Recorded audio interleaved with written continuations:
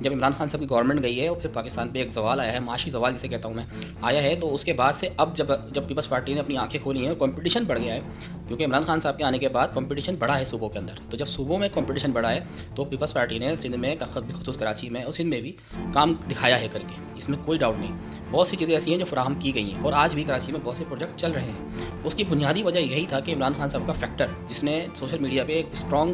Opposition کا کردار ادا کیا ہے، اس کی وجہ سے آج پیپلز پارٹی کام کر رہی ہے، اور جہاں جہاں اس کے اندر ظاہری بات ہے جب آپ دیر میں کام شروع کریں گے تو آپ کے اندر کمیاں کوتاہیاں جو ہیں وہ کھل کر سامنے آنا شروع ہو جائیں گی، اور وہی ہو رہا ہے کہ جو پروجیکٹ وہ کرتے ہیں وہ ڈیلے ہو جاتا ہے، جو پروجیکٹ وہ کرتے ہیں وہ اس میں خامیاں آ جاتی ہیں، جو پروجیکٹ وہ کرتے ہیں اس پر جو ہے شور شرابہ ہو جاتا ہے کہ یہ غلط ہے یا وغیرہ وغیرہ جو بھی، اس کے علاوہ جو ثانیات ہو جاتے ہیں وہ الگ ان کے گلے میں آ جاتے ہیں۔ تو بنیادی طور پہ یہ سارا کا سارا ایک پروسیس سے پیچھے سے دیکھیں تو ہوتا ہوا آ رہا ہے، جس کی بدولت آج ہم اس اسٹیج پہ کھڑے ہیں کہ ہم بولتے ہیں کہ یار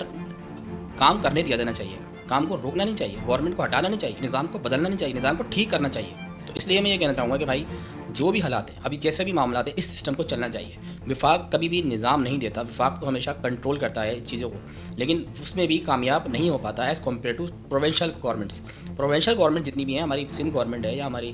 پنجاب گورنمنٹ ہے یا بلوچستان گورنمنٹ ہے یا کے پی کے گورنمنٹ ہے، یہ اس کا کام ہوتا ہے کہ وہ اپنے صوبے کو، اپنے علاقے کو مینٹین کرے اور سسٹم میں بہتری لے کر آئے۔ یہ الگ بات ہے کہ اس میں کس حد تک کامیاب ہوتے ہیں، لیکن اگر کہیں ناکامی آ جائے، کہیں کوئی کوتاہی ہو جائے، تو اس کا مطلب یہ نہیں ہوتا کہ اس پورے نظام کو جڑ سے اکھاڑ کے آپ بولیں کہ اب ہمیں نیا نظام چاہیے جو وفاق سے آئے کنٹرول کرنے ہمارے کو، جبکہ ہمارے پاس کوئی مجوزہ مثال بھی موجود نہ ہو جس کو ہم دے کر بیان کریں کہ جی فلانا مثال کیونکہ صوبے کی موجود ہے لہذا ہم اس پہ اپلائی کریں گے۔ یہ کیوں کراچی کے اوپر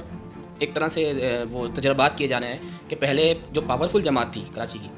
وہ اس نے حکومت چلائی